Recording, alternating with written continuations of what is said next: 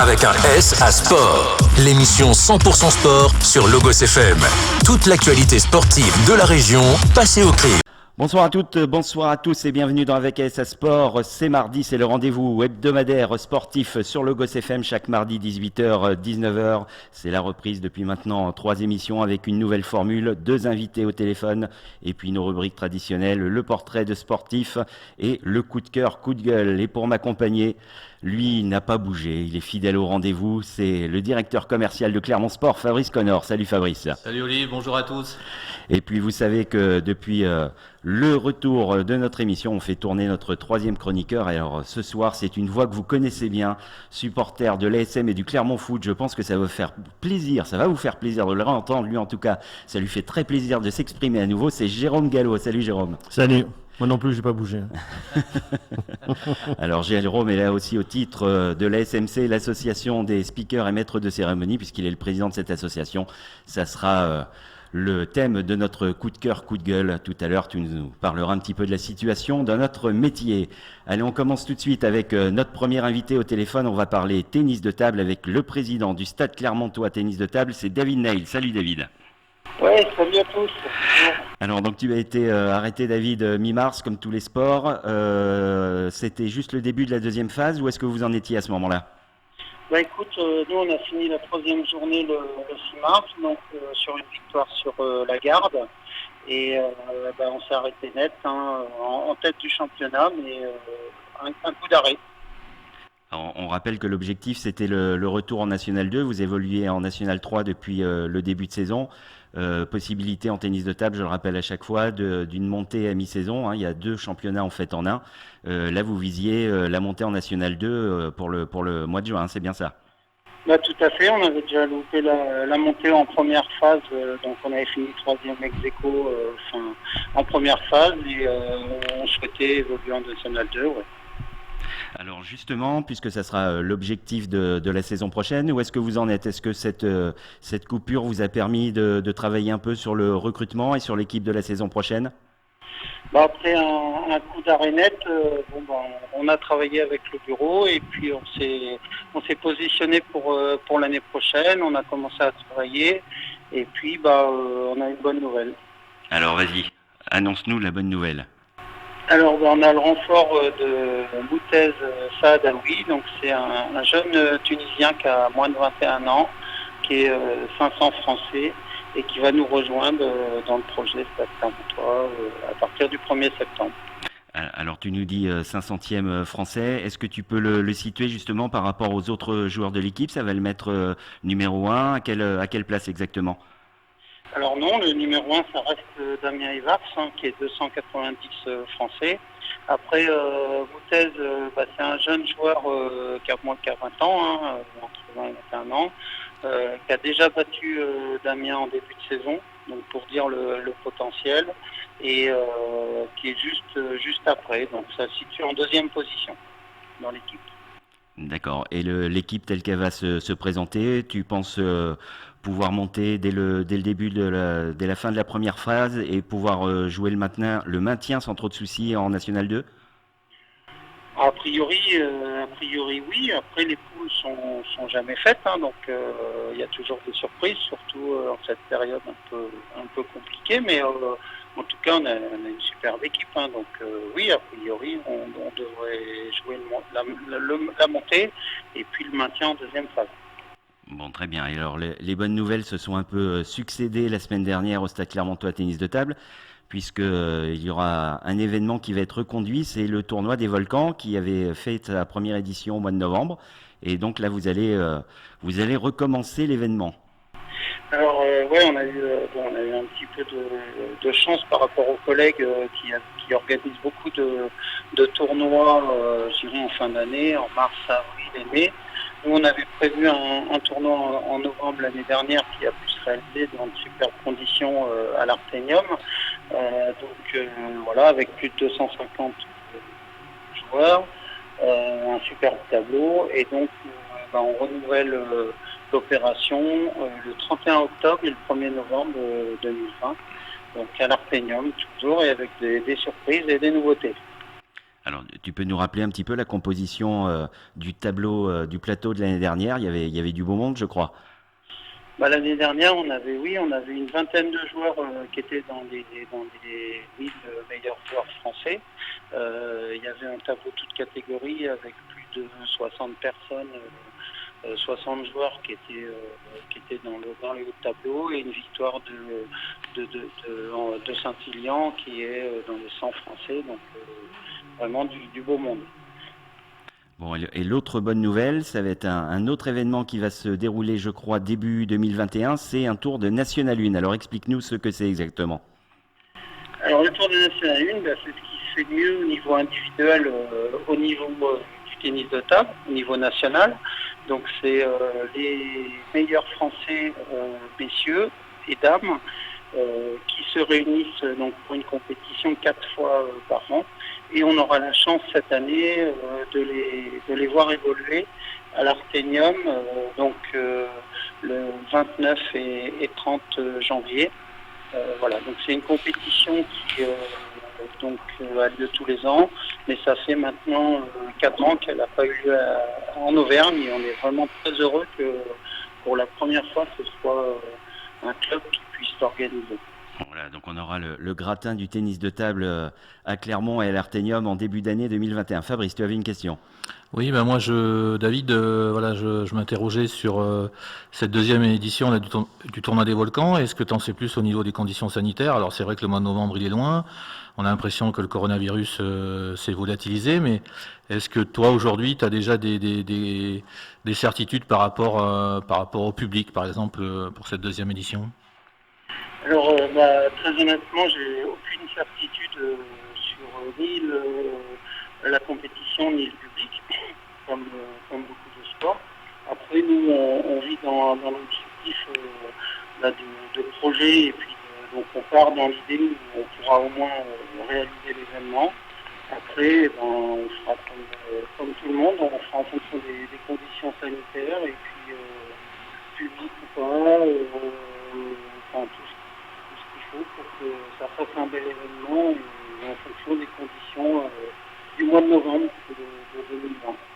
Justement, David, concernant ce protocole sanitaire, est-ce que vous avez reçu des infos de la fédération? Est-ce qu'il y a des choses particulières qui vont être mises en place? Alors oui, tout à fait. Pour l'instant, là, on va reprendre la semaine prochaine sur l'Artenium, donc les premiers entraînements du club, donc avec un protocole vraiment impressionnant, avec une balle par personne, des balles différentes, les conditions d'hygiène requis, des mètres carrés par personne, enfin, donc cela jusqu'au 22 juin. Et au-delà du 22 juin, pas de nouveau pour l'instant? Non, on aura des nouvelles comme tout le monde après le 22 juin. Bon, au vu des conditions actuelles, ça a l'air de vouloir bien s'engager, donc je pense que pour l'instant, ça devrait aller. Très bien. Notre invité, David Neil, le président du Stade Clermontois Tennis de Table. C'est la fin de ce premier quart-temps d'Avec ASA Sport. On se retrouve tout de suite après la pause sur le Gosse FM. Avec un S à Sport, l'émission 100% sport sur Logos FM. Toute l'actualité sportive de la région passée au crible avec Olivier et toute sa team. Deuxième quart-temps de votre rendez-vous sportif hebdomadaire, c'est avec ASA Sport, l'émission qui vous parle de sport au pluriel, chaque mardi 18h-19h sur le Gosse FM. Pour m'accompagner ce soir, Fabrice Connor. Salut Fabrice. Salut Olive. La voix de l'ASM, du Clermont Foot, de la SSE et de tellement d'autres événements. Notre chroniqueur ce soir, c'est Jérôme Gallo, président également de la SMC Europe, l'association des speakers et maîtres de cérémonie. Salut Jérôme. Salut. Elle est trop longue ta carte de visite, Jérôme. C'est ça. Elle n'est pas finie encore, j'espère. Et je te le souhaite. Et notre invité au téléphone, c'est le président du Stade Clermontois Tennis de Table, David Neil. Salut David. Ouais, salut à tous. Alors, tu nous parlais donc des différents événements qui allaient avoir lieu, de l'intersaison là qui était bouclée, quasiment. Est-ce que tu as terminé ton recrutement ou pas encore? Écoute, oui, sur l'équipe Fagnon, on a terminé le recrutement. Après, donc on aura une superbe équipe 2 avec 5 joueurs vraiment importants. Et puis, on a quand même recruté recruté une féminine, honneur aux dames, pour compléter l'équipe féminine qui évolue, je rappelle, en National 3. Alors justement, quel sera l'objectif là pour cette équipe féminine? Le maintien ou vous visez également la montée? Non. Cette année, on va viser le maintien. On a des jeunes joueuses qui sont à ce niveau et de pérenniser à ce niveau, c'est déjà bien pour nous. Au niveau de la formation des jeunes, justement, tu en es où là? Il y a pas mal de jeunes qui ont bien performé qui commençaient à bien performer dans cette deuxième partie de saison. J'imagine que ça a été un coup d'arrêt parce que certains visaient des titres départementaux, régionaux, voire plus. On en est où là de la formation au stade? Oui, on a pas mal de jeunes notamment qui doivent aller au championnat de France et dans tous les compétitions départementales et régionales. Pour eux, ça a été assez compliqué. Donc là, ils vont reprendre justement la semaine prochaine. Donc il y a des fourmis dans les jambes, mais avec beaucoup d'ambition et puis d'intégrer toutes les équipes à leur niveau. Donc on continue la politique de formation, ça c'est sûr. Très bien, et une dernière question, est-ce que vous avez déjà une date de reprise pour le championnat ou c'est encore un peu trop tôt? Écoute, si toutes les conditions sont réunies, on reprendra le 19 septembre. Alors soit à domicile, soit à l'extérieur, mais on espère à l'Arpénium pour la fête et puis retrouver du sport et puis en plus en compétition. Donc normalement le 19 septembre, si tout va bien. Eh bien, on va suivre ça de très près et on n'hésitera pas à communiquer sur la reprise du championnat de tennis de table. Bonne chance au Stade Clermontois, à tous les autres clubs qui vont évoluer en national. On salue tous les pongistes. Avec ASA Sport, on aime bien parler tennis de table, forcément, ça me concerne un petit peu. Je me sens un peu à la maison quand je reçois des pongistes. Merci beaucoup, David, et à très bientôt. Merci à tous et puis je vais juste passer un message à tous les sportifs. De garder le moral et puis de l'ambition et on va y arriver. Voilà. Allez, salut à tous. Encore merci David et on souhaite bonne chance au Stade Clermontois pour son parcours dans la saison 2020-2021. Notre rendez-vous suivant, le Wiki Fabrice transformé en portrait de sportif. Je me tourne vers notre mémoire du sport français et mondial. Aujourd'hui, on a voulu, je t'ai un peu imposé le sujet aujourd'hui. Ouais. J'ai voulu profiter de la présence de Jérôme, qui a le cœur aussi vert que le tien. Ça, c'est une qualité. Et si ce n'est plus quand même. Étant stéphanois, je l'ai un peu plus quand même, heureusement. Et je t'ai demandé de nous faire le portrait d'un stéphanois, celui de ton choix, et tu as choisi le gardien légendaire de la SSE, Ivan Kurkovic. Oui, Ivan Kurkovic, c'est... Tu vois, l'autre jour, sur les réseaux sociaux, j'ai vu qu'on parlait de légendes de Stéphane Ruffier, de Jérémy Janot, même Jean Castaneda pour moi, qui est connu les Verts. Je suis tombé dans la marmite tout petit, mais Ivan Kurkovic, c'est autre chose.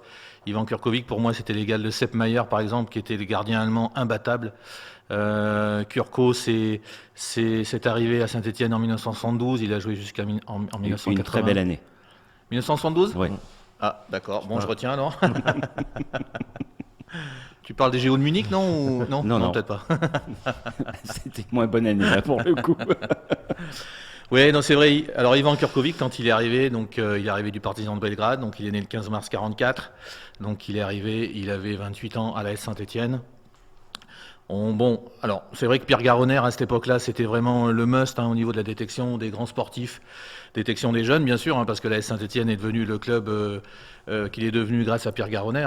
Tout le monde, bien sûr, faisait l'éloge de Pierre Garonner. Et puis, donc, Ivan Kurkovic, il arrive à Saint-Étienne et puis il commence, bien évidemment, à faire preuve de toutes ses qualités.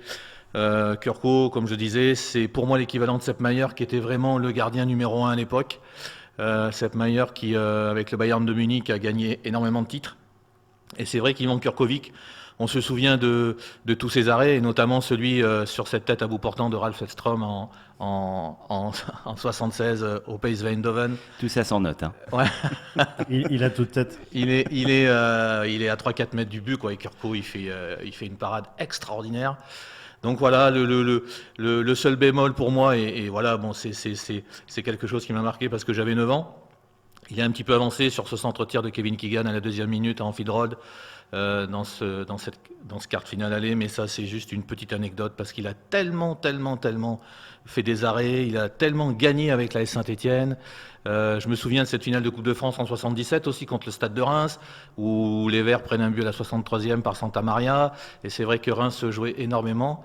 Et bon, Ivan Kurkovic, il a sauvé la baraque plusieurs fois. Et Saint-Étienne gagne ce match donc de mémoire avec Battenet à la 83e sur penalty et Mercadier à la 87e d'une tête sur corner. Mais c'est vrai que Saint-Étienne, c'était tout ça en fait, parce qu'il y avait vraiment un milieu de terrain qui était très dense. Battenet, Sinaégal, Larquet souvent, avec Santini qui venait de temps en temps. Devant, Rocheteau, les frères Revelli, Saramagna. Bon, derrière, il y avait une défense de fer. Janvion, Piazza, Lopez, Farison, avec Mercadier, avec Repellini, mais Ivan Kurkovic, c'était... Marc Mercadier ? Non. Non. Ivan Kurkovic, c'était le dernier rempart. Et pour moi, Ivan Kurkovic, c'est la légende de l'AS Saint-Étienne. J'aime beaucoup Jérémy Janot, j'aime beaucoup Stéphane Ruffier qui a sauvé les Verts plusieurs fois. Tu peux pas comparer ces gardiens-là. C'est pas comparable. Mais tu vois, il y a des supporters sur les réseaux sociaux qui disent mais Stéphane Ruffier, c'est une légende. Ils l'ont pas connu. Ils l'ont pas connu. Ils ont pas connu. En plus, c'était un grand monsieur. C'était un grand monsieur. C'était quelqu'un de très intelligent. C'était pas qu'un joueur dans le vestiaire. Enfin bon, il y a beaucoup de personnalités dans cette équipe, mais c'est un grand monsieur. Puis on a vu ce qu'il a fait après sa carrière et ce qu'il continue à faire. Mais non, tu peux pas comparer. Il a été même si Ruffier est très très bon, même si Jérémy a été extraordinaire. Mais voilà, c'est Ivan Kurkovic, c'est Ivan. Alors justement, Jérôme, toi tu étais très jeune pendant cette épopée des Verts, mais qu'est-ce que ça t'évoque le nom de Kurkovic ? Ivan Kurkovic, voilà, pour moi c'est un grand monsieur, c'est un grand gardien de but, et un grand monsieur qui il y a beaucoup de respect. Je veux dire, moi j'ai eu la chance de le présenter à plusieurs reprises. Quand tu te retrouves à côté, t'es tout petit, c'est Ivan. Alors, j'ai eu d'autres joueurs 76 qui m'ont pas fait cette impression, mais il dégage même une sérénité, enfin voilà, et puis une gentillesse extraordinaire. Et puis c'était un gardien extraordinaire. Tu as dit, il est arrivé à 28 ans, puisqu'à l'époque, les joueurs du Pays de l'Est ne pouvaient pas venir avant un certain âge. Je ne sais pas, 25 ou 26 ans. Donc il arrive déjà avec de la bouteille à la Saint-Étienne. Et tu as raison, Garonner, qui avait le nez creux dans toute l'Europe, il fait venir Ivan. Et je pense que sans Ivan, tu fais pas 76. Ouais. Enfin, tu fais pas l'épopée 76. Je suis complètement d'accord avec toi, ça c'est sûr. Alors, j'imagine que tout petit, c'est cette équipe qui t'a fait aimer le foot. On doit baigner dans le chaudron à Saint-Étienne. Oui, 76 bien évidemment quand tu sors de ces années-là. En plus, bon après, moi je me rapproche plus de la période 80, la période Platini.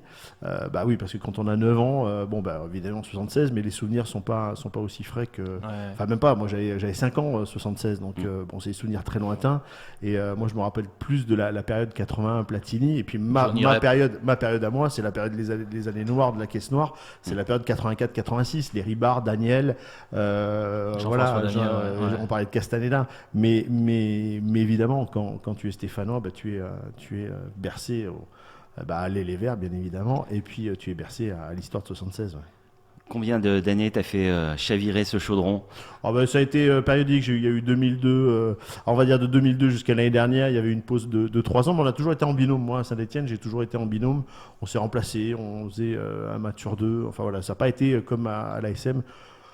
Toujours le même speaker qui parle et qui anime, et voilà, parce que les demandes professionnelles font que les samedis, tu as aussi autre chose à faire, donc il faut se partager le boulot, il y a d'autres demandes, donc voilà, on s'est toujours partagé le travail à Saint-Étienne. Ouais. J'imagine que quand on est supporter d'un club et qu'on en devient le maître de cérémonie, le speaker, les premiers temps, ça doit faire quelque chose de... C'est un sentiment qui doit être fort. Le premier match, donc je remplace mon pote Christophe Sautarel qui bossait sur l'énergie, et donc on jouait en deuxième division, et il ne pouvait pas faire les matchs le lundi soir. Et donc il me dit, Jérôme, est-ce que ça te dit de me remplacer ? J'ai dit oui, j'ai jamais foulé la pelouse. Je ne rêve que d'une chose, c'est d'être sur la pelouse, puisque j'avais jamais eu l'occasion de faire un match de levée de rideau. C'était contre Lorient, donc là tu te dis, aïe, c'est ton club, c'est ton stade, t'as toujours rêvé d'être là, et c'est voilà. Délicat, et donc le but du jeu, c'est pas se tromper sur tes joueurs à toi. Oui, c'est mieux. Vaut mieux. Bon, après tu peux te tromper sur les joueurs adverses, mais en foot c'est un peu moins grave qu'en rugby. Mais voilà, non, c'était très stressant. Et quand on te dit nickel, quand Christophe peut pas, tu peux revenir, tu te dis c'est bon, mission accomplie. C'est gagné dans ces moments-là. Ton plus grand souvenir en tant que speaker du club ? C'est la demi-finale Saint-Sochaux. Si je dis pas de bêtises, on doit être en 2004. Ça fait pas rêver sur le papier. Hein. Non, ça fait pas rêver. Mais quand tu as les anciens de 76 qui te disent on n'a jamais entendu le stade trembler comme on l'a entendu ce soir depuis 76, c'était extraordinaire. Tu as Lilian Compon qui marque le but, on fait 1-0. Ils reviennent à 1 partout. Alors, c'est l'époque des pénaltys à Sochaux. Ils gagnent la Coupe de la Ligue dans la foulée. Ouais. Et puis, ils gagnent 2-1 sur la fin. Mais nous, on était en D2. Tu connais pratiquement plus rien. Enfin, c'était la cata. Et tu te dis, on va y aller en finale de la Coupe de la Ligue. Et puis non, on n'y va pas. Mais ça a été un match. Il y avait 45 000 personnes. C'était grandiose. C'était une grandiose. C'est vrai que c'est un stade à part et une ambiance particulière en France quand même, à part Lens. C'est un stade mythique. On l'a vécu pour la demi-finale de Coupe d'Europe de rugby contre les Saracens. J'ai assisté à un match en 85 à Saint-Étienne-Le Puy en deuxième division, 43 000 spectateurs. Ouais. C'était le record absolu. Un truc de dingue. En D2, truc de dingue. Mais ce stade, tu l'as dit, moi j'ai fait le France-Yougoslavie de 84. Quand Platini marque les 3 buts, là on était, avec Platoche. On était 45 000, 46 000, puisqu'à l'époque il n'y avait pas les consignes de sécurité, on était serrés comme des sardines. Ça avait été là aussi. D'ailleurs, la Marseillaise était extraordinaire. D'ailleurs, je vais être obligé de vous couper, ça va être l'heure de la pause. Je vais vous laisser continuer. Je vais vous laisser continuer à évoquer vos souvenirs off. On pourrait en parler pendant 3 heures avec vous clair. Deux. Ça c'est clair. On peut. Et un gros bisou à Kurko quand même. Ouais. Allez, c'est la fin de ce deuxième quart-temps avec ASA Sport. On se retrouve tout de suite après la pause sur le Gosse FM. Avec un S à sport. L'émission 100% sport sur Logos FM. Toute l'actualité sportive de la région passée au crible. Avec Olivier et toute sa team. Troisième quart-temps d'avec ASA Sport, votre rendez-vous sportif hebdomadaire sur Logos FM, chaque mardi à 18h. Mes chroniqueurs pour m'accompagner ce soir, Fabrice Connor et Jérôme Gallo. Bonsoir messieurs. Bonsoir monsieur Olivier Duroir. Bonsoir monsieur Olivier. Et notre deuxième invité au téléphone toujours, on va parler basket avec lui, c'est le coach de la JA Vichy Clermont Métropole, je l'ai dit presque en entier, Guillaume Vizade. Bonsoir Guillaume. Bonsoir à tous. Alors Guillaume, comme tous les sports, coupure de la saison mi-mars, on en était où à la Jave ? On était 2 matchs des playoffs, donc il restait 11 matchs à jouer, donc on n'était pas forcément dans une posture favorable, on va dire, pour atteindre notre objectif. Par contre, il était encore atteignable. Il fallait inverser un petit peu la tendance sur cette dernière longue ligne droite qui restait à parcourir. Alors un début de saison un peu compliqué, malgré un beau parcours en Leaders Cup. Ça a un peu faussé la donne par rapport aux objectifs qui étaient fixés en début de saison ? Alors, je sais pas, on a été jusqu'en demi-finale de Leaders Cup, on a perdu contre Nantes qui s'est adjugé le trophée. En parallèle de ça, on était plutôt sur une courbe positive en championnat également. Après, c'est décembre, janvier et février, on a eu 3 mois un petit peu compliqués où la courbe de victoire s'est quasiment inversée par rapport au début de saison. D'accord, et puis c'était en train de repartir, mais les objectifs étaient encore atteignables. Ils étaient encore, ça aurait été difficile et il n'y a que le sportif qui aurait pu décider de savoir si c'était jouable, mais on serait battu jusqu'à la fin. On avait quelques goal average favorables sur des équipes qui étaient juste devant nous. On recevait Fos-sur-Mer qui vraisemblablement aurait été un candidat également au dernier spot des playoffs jusqu'à la fin. Du coup, il restait peut-être une mince chance, mais je pense que c'est pour ça qu'on fait du sport de haut niveau, c'est pour jouer notre chance jusqu'à la dernière seconde. Donc, on aurait essayé de tout mettre en œuvre pour se battre pour ça. Et au basket, plus qu'ailleurs, on joue toujours jusqu'à la dernière seconde. Fabrice. Oui, Guillaume, je sais, tu parles de haut niveau, je sais que tu es un coach de haut niveau, et comment tu l'expliques, là, ce passage à vide sur 3 mois ? Oui, il y a plusieurs facteurs. Après, le passage à vide, il faut aussi le regarder dans le contenu. Sur nos défaites, on a 8 défaites de 6 points et moins. On a globalement toujours été dans les matchs, jamais trop distancés. D'accord. Maintenant, il manquait certains ingrédients quand même pour avoir, on va dire, une saison avec plus de maîtrise. On a été un peu plus impacté dans les duels cette saison qu'on avait pu l'être l'année précédente. Donc je pense que athlétiquement, on était un cran en dessous si on compare les deux équipes. On pensait compenser par le QI basket, par l'adresse. Et il y a eu des moments où je pense qu'on l'a pas fait suffisamment. Après, il y a une chose sur laquelle il y a un gros différentiel entre le début de saison et la fin de saison, c'est la gestion du 4e quart-temps. et notamment peut-être parce que la hiérarchie de l'équipe a été bousculée à travers notamment la blessure de Marcos Sukaumu qui a redistribué les cartes, et puis après il a fallu retrouver un nouvel équilibre, et là à ce moment-là c'est Pendarvis Williams qui a été touché et qui a joué pendant un mois et demi sur une jambe. Donc ça fait quelques petits paramètres qui font que on n'est pas loin, mais ça passe pas, ou en tout cas ça passe pas suffisamment souvent. J'ai quelques défaites qui nous restent en travers de la gorge, le match contre Antibes à la Maison des Sports, ou la réception de Paris notamment, qui joue à 2 points et 1 point. Voilà, c'est ce genre de matchs qui font basculer les saisons dans le positif, et voilà, sur la période sur les 3 derniers mois, on n'a pas été en capacité de les prendre, ces matchs-là. Alors on va regarder vers l'avenir maintenant. Comment s'annonce la saison prochaine, la saison 2020-2021 ? J'imagine que comme dans les autres sports, pas pour l'instant, pas de date de reprise pour l'instant.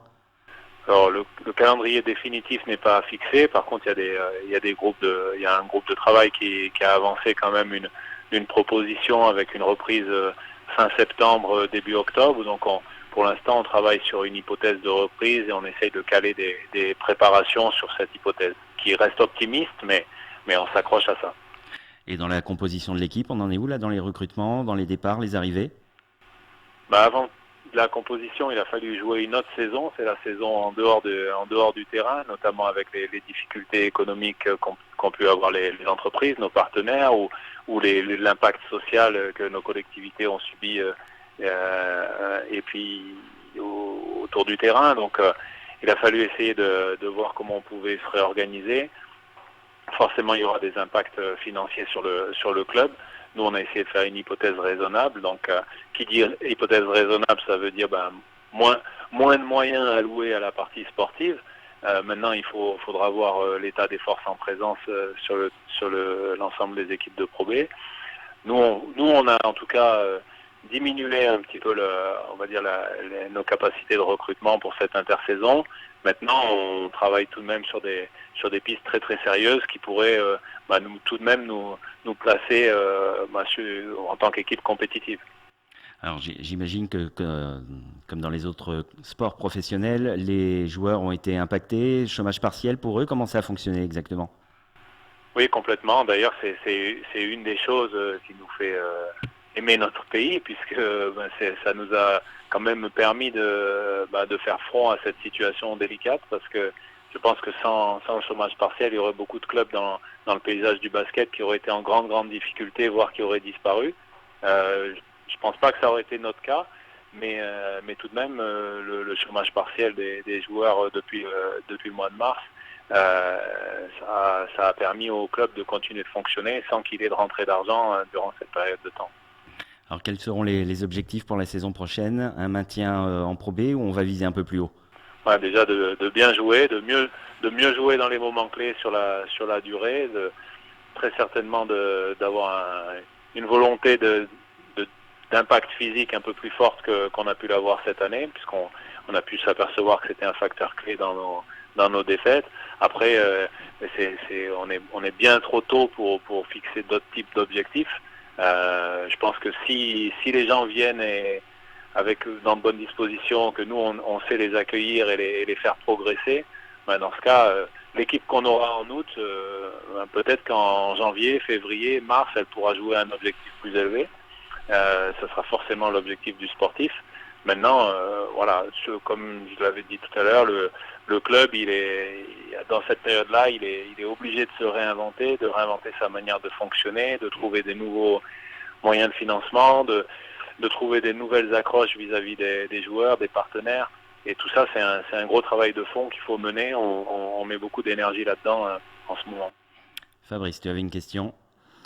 Ouais, j'ai plutôt un souhait, c'est de voir Guillaume Visa dans JP Elite un jour, et je sais qu'il a les épaules pour. Donc, qu'est-ce que tu en penses, Guillaume, de ce souhait ? Franchement, moi, j'essaye de travailler du mieux possible avec Vichy Clermont. C'est mon club. Je le sais bien. J'ai pas trop de visée ailleurs que celle-là. Je suis concentré sur mon métier, parce que autant on peut avoir des espoirs, des rêves, et je pense qu'il en faut, ça nourrit la motivation, mais surtout, il faut avoir l'humilité de savoir que ce métier-là, il peut s'arrêter du jour au lendemain. Moi, je suis rentré par la petite porte dans le haut niveau, donc j'essaye de travailler au maximum tous les jours pour y rester et puis pour donner du plaisir aux gens qui viennent nous voir. Voilà, cette année on a su donner de l'émotion, mais pas que des émotions positives, donc on va essayer d'avoir une meilleure dynamique sur la saison prochaine. Très bien, merci Guillaume. On va faire une petite pause, c'est la fin de ce troisième quart-temps et on se retrouve tout de suite après la pause sur Logos FM. Avec un S à sport, l'émission 100% sport sur Logos FM. Toute l'actualité sportive de la région passée au crible avec Olivier et toute sa team. Quatrième et dernier quart-temps d'Avec ASA Sport, l'émission qui vous parle de sport au pluriel. Je vais y arriver. Toujours pour m'accompagner, Fabrice Connor, Jérôme Gallo et au téléphone, notre invité, le coach de la JAV Clermont Métropole, Vichy Clermont Métropole. C'est important de citer les deux villes. Guillaume Vizade. Alors, Guillaume, tu nous parlais justement de la saison prochaine. Et comme il y a deux villes, comment ça se gère au quotidien, cette gestion entre Vichy et Clermont, les entraînements sur deux sites, les matchs sur deux sites, comment on gère ça au quotidien? On s'adapte suivant le lieu de la rencontre et ensuite on s'adapte aussi vis-à-vis des manifestations puisque le sport de haut niveau c'est la compétition mais c'est aussi l'empreinte sur le territoire, les actions sociales, les actions en collaboration avec les entreprises, avec les collectivités locales. Donc il y a l'entraînement qu'il faut gérer en fonction du match, mais il y a aussi toutes les activités qu'on mène avec les joueurs, avec l'ensemble du staff sur le territoire qu'il faut coordonner. Alors nous on dit souvent quand on parle de la JAV, déjà on dit la JAV, on trouve, alors est-ce que c'est une impression ou pas, qu'il y a toujours une beaucoup plus forte ambiance à Vichy qu'à Clermont. Est-ce que ça se ressent aussi sur le terrain? Je pense qu'on est très influencé, par nos souvenirs, et deux, par la configuration de la salle. 2000 personnes sur 3300 places, ça fait un taux de remplissage au-dessus des 60%. Et de l'autre côté, avec 2000 personnes sur 5000 personnes, on est en dessous des 50%. Donc forcément, on est impacté et par le visuel et par le sonore dans la salle de Pierre Coulon qui, je pense, résonne un peu plus fort. Oui. Maintenant, sur les dernières années, on a fait des plus grosses affluences à Clermont qu'à Vichy finalement, avec des ambiances qui ont été très positives. Cette année, on a eu quelques bons exemples. Je citais tout à l'heure le match d'Antibes. C'était une bonne réussite. Maintenant, à nous aussi de remplir à nouveau les deux salles, et notamment Pierre Coulon, parce que c'est vrai que avoir une salle remplie avec de l'effervescence, c'est quelque chose de jouissif, c'est quelque chose qui entraîne les joueurs, c'est quelque chose qui amène quelque chose de plus, quoi. Donc voilà, après je pense que les joueurs ils trouvent leur marque dans les deux salles, ces deux salles qui sont très différentes dans la configuration. Il y a des avantages à jouer dans les deux salles, on s'y sent bien, on est bien accueillis des deux côtés, les deux collectivités font vraiment tous les efforts pour nous mettre dans de bonnes dispositions pour profiter des salles. Très bien. Une dernière question, Jérôme. Oui, Guillaume, tu parles de l'ambiance. Est-ce que tu t'es préparé, toi, à préparer tes joueurs s'il n'y a pas de supporters, si on vous impose le huis clos? Est-ce que tu y as pensé? Ça ne pourra pas être imposé. C'est parce que tout le monde a voté contre. C'est-à-dire qu'on ne reprendrait pas le championnat si c'était à huis clos. D'accord. Aujourd'hui, lors de l'Assemblée Générale, il a été quand même communément accepté et voté par les présidents de club que notre sport, il tenait par le fait que ce soit un sport populaire qui a besoin de son public. On est un sport de salle où peut-être qu'il y aura un critère de jauge qu'on sera prêt à accepter, je sais pas, 2000, 2500, 3000, 5000, je ne sais pas, mais qu'on soit dans une salle vide, je pense que ça correspond pas ni à notre activité, ni aux gens qui viennent au basket depuis des années. Et pour moi, c'est un peu dissonant de demander à des joueurs d'être sur le terrain en contact et de pas faire rentrer les gens. Si jamais le risque est trop grand pour pas mettre les gens en promiscuité, en contact, etc., ça pose la question, est-ce qu'on est vraiment capable de mettre des gens sur le terrain? Je pense qu'aujourd'hui, on est plutôt dans un aspect optimiste, c'est-à-dire que on réapprend à rejouer, etc., avec des règles sanitaires. J'espère que petit à petit, on va faire évoluer ces règles sanitaires vers une reprise de l'activité normale, et que petit à petit, les exemples de reprise populaire avec, je sais pas, j'ai entendu parler des spectacles du Puy du Fou, du Futuroscope, etc., de plein de choses qui, durant l'été, doivent réouvrir, qui peut-être nous donnera des bons exemples et j'espère nous donneront de l'espoir pour remettre des gens dans les salles courant du mois de septembre, fin du mois de septembre ou début octobre. C'est ce qu'on souhaite, quoi. Eh ben, c'est ce qu'on souhaite tous. En tout cas, c'est une bonne philosophie. Merci beaucoup, Guillaume. Bonne chance pour la reprise. Et puis pour la saison prochaine, on va suivre tout ça de très très près. Merci beaucoup. Merci beaucoup. Bonne soirée à vous. Voilà, merci encore à Guillaume Vizade, le coach de la JAV. Et on va souhaiter bonne chance aux Vichy-Sceaux clermontois, que c'est moche comme nom. C'est comme ça qu'il faut les appeler. Ah, c'est pas très beau, hein, c'est pas très beau. On va leur souhaiter bonne chance pour la saison qui arrive. Pour conclure cette émission, vous avez l'habitude de notre coup de cœur, coup de gueule. Et aujourd'hui, c'est Jérôme Gallo, le président de la SMC Europe, l'association des speakers et maîtres de cérémonie, qui va nous pousser un bon gros coup de gueule sur la situation des maîtres de cérémonie en général. Alors déjà, est-ce que tu peux nous parler un petit peu de cette association pour la présenter à nos auditeurs ? Alors, l'association est née en janvier 2017. Moi, j'avais cette idée en tête depuis très très longtemps. Suite à l'Euro, quand on a fait l'Euro 2016, j'en avais parlé aux copains. Et ensuite, dès que l'Euro a été terminé, ils m'ont relancé en disant il est temps d'aller à la préfecture monter ton association, enfin notre association. Et c'est ce qui a été fait avec l'impulsion également du micro, de la voix de Mayol, du RCT, Stéphanie Poiré qui est la vice-présidente. Voilà, donc on a monté l'association. L'idée au départ c'était de se réunir pour échanger. Olivier, toi tu as fait partie aussi des tout premiers à venir nous rejoindre dans les tout premières semaines. L'idée c'était d'échanger, de discuter puisqu'on est chacun dans notre département, dans notre ville. Forcément on ne connaît pas tous les tarifs qu'il faut appliquer, on est peut-être trop bas. Voilà, donc c'était aussi d'échanger là-dessus, d'échanger sur nos façons de travailler, ce qui était bien à faire, pas bien à faire. Voilà, et puis l'association grandit, on est à ce jour 70 adhérents. Bon, on a des critères d'inscription qui sont un peu élevés parce qu'on ne veut pas non plus faire du nombre pour du nombre, ça sert à rien.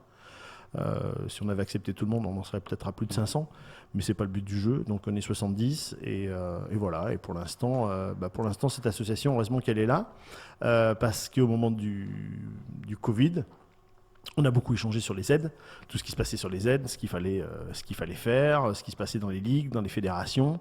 Et puis on se soutient mutuellement parce que le métier va mal, comme tu le disais tout à l'heure. Et voilà, donc on est tous un peu de temps en temps le moral un peu dans les chaussettes, donc on se remonte un peu le moral et voilà. Et puis on essaie de trouver des solutions, des idées qu'on donne aux ligues et aux fédérations. Alors, on en est où là justement sur les aides ? Pas de date de reprise évidemment dans le métier. On est conditionné aux dates des différentes disciplines. Les aides, ce qui est bien, c'est ce qu'on a appris aujourd'hui, c'est que nous on fait partie donc de la partie restauration, hôtellerie, événementiel et sport. Et normalement, ce qui est officiel depuis hier, c'est qu'ils vont nous aider jusqu'en septembre, voire jusqu'à la fin de l'année. Ça veut dire que c'est les 1 500 € de l'aide de l'État pour ceux qui peuvent l'avoir. Alors ceux qui peuvent l'avoir, ce sont ceux qui sont indépendants, qui sont en entreprise. Alors ceux qui sont auto-entrepreneurs, vu qu'ils ont un boulot à côté, ils n'ont pas le droit. Et ceux qui ont fait un très gros chiffre l'année dernière, mais on a quelques cas, eux, ils n'ont pas le droit non plus. Donc c'est un peu compliqué, mais bon, c'est un faible pourcentage. Donc si ces 1 500 € continuent, tant mieux, parce que pour l'instant, c'est ce qui nous font vivre. C'est ce qui nous fait vivre tout le monde, puisqu'il n'y a pas d'événement. Tu n'as pas de rentrée d'argent depuis fin février. Et on ne sait pas comment ça va reprendre. Donc voilà, donc cette aide elle est importante. Il va y avoir quand même aussi des aides au niveau des charges sociales. Voilà, parce que nous on fait partie de l'événementiel et on est tous touchés, que ce soit les techniciens, les toppers, les preneurs de son. Enfin bon, voilà, donc les caméramans reprendront certainement avec la reprise des matchs, mais nous par contre on ne sait pas. Alors, tu parlais différents axes de travail avec les ligues notamment. Est-ce que tu peux nous donner quelques idées de ce qui peut être proposé, par exemple, aux fédérations et aux ligues professionnelles ? Alors nous on a fait un courrier donc au ministère qui est du budget et ensuite ça redescend du côté de la Fédé et du ministère de Jeunesse et des Sports pour les fédérations et ensuite c'est reparti, c'est redescendu également côté des ligues. Alors nous ce qu'on veut c'est déjà faire le métier qu'on fait d'habitude, c'est tu fais pas les pubs, hein. Moi j'ai fait du huis clos, j'ai fait le Saint-Hérène en huis clos. Alors tu fais pas d'annonce publicitaire bien évidemment parce qu'il y a personne, mais si tu es relayé sur les réseaux sociaux, si la ligue autorise et que les clubs sont intéressés, tu peux faire tout ton avant-match que tu vois dans les tribunes, tu peux le faire sur les réseaux sociaux. Donc, tu peux faire les pubs, tes partenaires, ça veut dire que tes partenaires, ils sont vus par tous les réseaux sociaux. Ensuite, tu peux faire la compo, tu peux faire les buts, même si tu retransmets pas le match, tu peux prendre la parole sur le but, les gens peuvent écouter. Enfin bon, après, il y a un système. Et je pense que jusqu'à l'avant-match, tu peux faire jusqu'à la compo. Ensuite, que ce soit, comme je le disais, les pubs ou des interviews de partenaires, tu le fais sur les réseaux sociaux. Voilà, c'est nous utiliser pour ces matchs-là. Et puis tu fais ton match et les buts et les changements pour toutes les personnes. Il y a une centaine de personnes. Et puis aussi, s'il y a un problème de sécurité.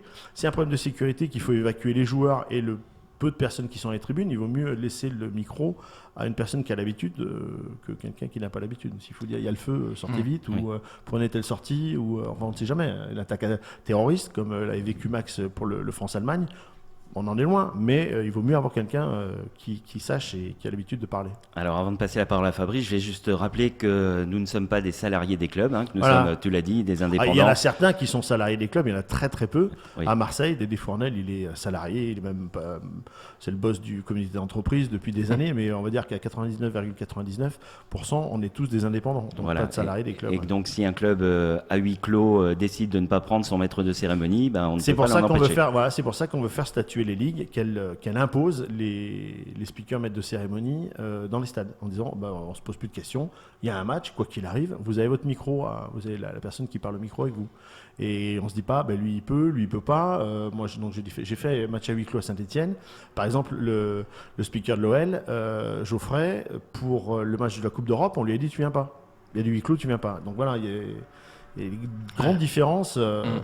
Grande différence. Et puis c'est un acte de générosité et de solidarité envers nous, parce que si on nous dit on se revoit que l'année prochaine, enfin la saison prochaine au mois de janvier, on leur dira vous en choisirez un autre, puisque à cette allure on aura tous déposé le bilan. Donc il y a aussi un acte de solidarité de la part des ligues et des clubs. Fabrice. Ouais, justement, moi c'était un peu ma question, parce que moi je trouve vraiment anormal que les fédérations, par exemple la Fédération française de football, de rugby, de volley, de hand, ne viennent pas en aide aux speakers, parce qu'ils sont bien contents de trouver... Mais on est indépendant, donc on ne fait pas partie du corporat. Enfin, on n'est pas à rattacher à une ligue ni à un club. Ouais, mais ce que je dis, moi ce que je pense dans des crises comme ça sanitaires qui sont vraiment exceptionnelles, est-ce qu'ils ne peuvent pas quand même filer un coup de main c'est ce qu'on essaie de... déjà, on fait connaître notre métier par le biais de l'association, mais l'association, elle parle pour tout le monde, puisque tous les speakers maîtres de cérémonie de France ne sont pas dans l'association. Mais on parle au nom du métier, et tu as raison, le fait de bouger, on a fait une vidéo, on a fait quelques vidéos, des articles, des interviews, et ça permet de faire une petite alerte. On existe. Pour l'instant, on a les 1 500 € de l'État, donc ça nous aide. On n'aurait pas les 1 500 € de l'État, on ira encore plus taper aux portes des ligues et des fédérations en disant nous, on fait partie du Barnum, on fait partie de la fête du sport avec vous, mais il faut nous incorporer dans vos aides. Moi, j'ai suivi ça avec impatience, et c'est vrai que quand tu le tournes dans notre sens, tu te dis, quand une fédération organise un match important ou pas, peu importe, ça c'est pas le problème, ils sont bien contents de trouver un speaker. C'est ça. Donc dans des cas comme ça, moi je pense que la fédération pourrait mettre la main à la poche, ça ne va pas les appauvrir et dire voilà, Jérôme Gallo, Olivier Duroy, ce sont des gens. Mais nous, ce qu'on on est content de les voir toute l'année, quoi. C'est surtout de travailler à huis clos. S'il y a du huis clos, on veut bosser. Voilà. Donc on n'est pas parti sur l'idée de on veut des aides. C'est se dire si les matchs redémarrent, on veut bosser. Ouais. Donc déjà, si on nous dit il y a match à huis clos, vous bossez. Bon, déjà c'est bien parce que tu gagnes ta vie et tu peux faire des contrats. Comme je disais tout à l'heure, depuis fin février, nous c'est 0 contrat, donc c'est 0 rentrée d'argent. C'est pas qu'on veut pas, c'est qu'on nous empêche entre guillemets c'est que vous pouvez pas. de bosser. Et donc certains diront fais autre chose. Oui, j'essaie de faire autre chose. Donc je fais un peu de prospection dans d'autres domaines, mais tout le monde te dit oui, mais avec la crise, on se revoit qu'en septembre, voire janvier. Donc que faire? On est dans une situation où on est obligé d'attendre. Mais comme je dis, heureusement que l'État, je ne veux pas faire de politique, mais là sur ce coup-là, je pense que Bruno Le Maire il a un peu la pression, et le fait de nous aider, c'est quand même hyper important, parce que sinon il va se retrouver. On a des politiques qui veulent que tout le monde soit indépendant, tout le monde se mette auto-entrepreneur au monde de leur entreprise, mais c'est quand ça va mal qu'il faut les aider aussi. Tu peux pas dire à tout le monde mettez-vous à votre compte, et puis le jour d'une crise comme on l'a vécu, tu laisses tout le monde mourir, et là. Et pour rebondir sur ce que tu dis, le dossier est facile à remplir, même s'il faut le remplir tous les mois, ce qui est normal pour pouvoir comparer. et on est payé rapidement. C'est clair, très, ouais, très, tout à fait, très rapide. tout à fait. C'est vrai Moi, j'aime que- pas faire de politique, mais là, de ce Ouais. côté-là, ils ont la rapidité. Tu attends pas 3 mois pour avoir touché le mois de mars ou le mois d'avril. C'est fait dans les. Ah, mais pour Dans la nous, c'était foulée. la même chose aussi, hein, parce que voilà, nous, on n'était pas si bien que ça aussi. Alors, pour conclure, on va regarder un peu vers l'avenir. C'est quoi les perspectives pour la SMC? Bah, Les prochains gros événements Les qui prochains pourraient gros toucher événements. l'association. Prochain gros événement, c'est le gros pour le rugby, c'est la Coupe du Monde de rugby, puisqu'on a eu la chance l'année dernière. Là, on voit sur les réseaux sociaux, tout le monde met. Il y a un an, j'étais pour la Coupe du Monde féminine. Donc, on a eu la chance de travailler avec la FIFA et la Fédération française de football pour organiser toutes les animations des matchs. Donc, il y avait il y avait 10 stades. Sur des stades, il y avait 10 mètres de cérémonie, français-anglais pour les voix. Donc ça, c'était vraiment un événement qui était hyper important pour nous parce que c'était le gros événement quand même. Tu bosses avec la FIFA, il fallait... Ça doit pas être facile de bosser avec la FIFA, par contre. Non, c'était pas facile. Heureusement qu'il y a la Fédé qui était là, la française de foot, mais non, c'était pas facile. Mais bon, on s'en est quand même bien sorti, mais c'était beaucoup de travail. Ouais. Donc maintenant, le prochain événement Coupe du Monde de rugby, voilà, c'est en 23, mais bon, il faudra s'y préparer assez rapidement. Et puis bien évidemment, les Jeux Olympiques. Et on espère être présent. Alors peut-être pas tous sur les stades parce qu'il faudra forcément être totalement bilingue. Donc on le dit souvent à nos adhérents, celui qui n'est pas bilingue, oubliez les stades, mais il y aura d'autres choses à faire à côté. Je crois que c'est Olivier Duroir qui va commenter le 100 mètres en direct je crois, pour les Jeux Olympiques. Il paraît, ouais. Là t'es mort. Hein, Il y en a des bien plus compétents que Mais moi. tu peux Je faire- leur laisserai la place sans problème. mais tu peux faire des Jeux Olympiques, les Jeux Olympiques à côté. Je veux dire, c'est vrai que le Oui, oui. summum, c'est d'être Il y aura, sur le plein terrain. de choses à faire, ça c'est sûr. Mais entre les partenaires, Ouais. et même en Auvergne, je pense qu'il y aura plein Ouais. d'organisations, il y aura plein de choses. Et là, on se dira, tu te rappelles qu'on ne travaillait plus, et là, on a 50 millions de C'est ça. demandes. Enfin, j'espère. Très bien, merci beaucoup Jérôme. Alors on ne peut pas citer les 70 adhérents, mais on va tous les saluer à travers Ouais. les ondes. Moi je vais te remercier pour tout le travail que tu fais C'est pour gentil. nous, ainsi que Stéphanie, Eric, Anthony, Le le bureau, bureau, puis, voilà, notre président d'honneur, Marc président Maury. d'honneur Marc Maury, voilà exactement. On salue tous les copains de la SMC. Jérôme que vous pouvez suivre et retrouver sur sa page Facebook les interviews d'Auvergne, légende du sport, des interviews régulières depuis le début du confinement. N'hésitez pas à aller le suivre. Merci Fabrice pour ta fidélité à notre émission. Nous on se retrouve la semaine prochaine, Avec plaisir. mardi 18h. N'oubliez pas votre rendez-vous sportif sur le Gosse FM. D'ici là, je vous souhaite une bonne semaine sportive. Bye. Bye bye.